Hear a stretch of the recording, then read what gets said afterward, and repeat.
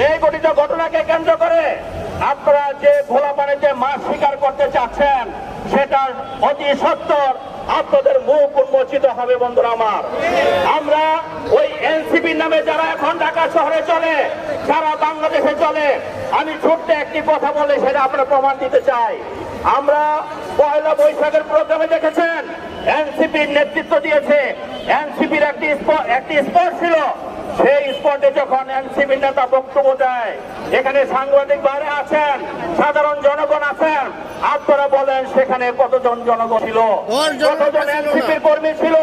কাজী একটি কথা মনে রাখবেন, আপনারা যে যেখানে থাকেন না কেন, বিএনপির কর্মী কিন্তু প্রতিটা ঘরে ঘরে আছে। যদি বিএনপির কোন নেতা কর্মীর নামে অন্যায় ভাবে কোন অপবাদ দেওয়া হয়, আপনারা আপনার নিজের ঘর থেকে প্রতিহত হবেন, আপনারা আপনাদের নিজের ঘরে ঢুকতে পারবেন না, সেটা আপনাদের মনে রাখা উচিত।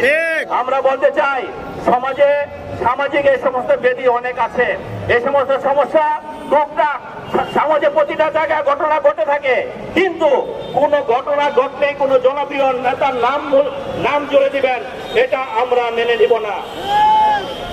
আপনারা দেখেন সেই ঘটনার সাথে কারা কারা জড়িত। আইন শৃঙ্খলা রক্ষাকারী বাহিনী আছে, আমরা বিভিন্ন গোয়েন্দা সংস্থা আছে। আমরা বলতে চাই, যে ঘটনাটি ঘটেছে তার পুনরায় তদন্ত করে যারা সেই ঘটনার সাথে জড়িত অবশ্যই তাদের বিচার হবে।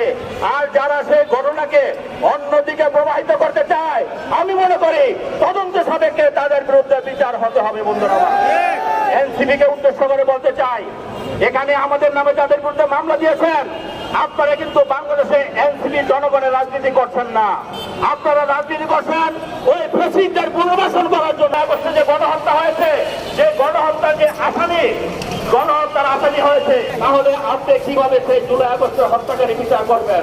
কাজে আমরা বলতে চাই, এইভাবে যদি কোন জুলাই আগস্টের হত্যাকারীদের দেশে অরাজক পরিস্থিতি সৃষ্টিকারীদেরকে যদি আপনারা পাশে রেখে এনসিপি বড় হতে চান, বাংলাদেশের মানুষ আপনাদেরকে প্রতিহত করবে, কোনোভাবে বড় হতে দেবে না।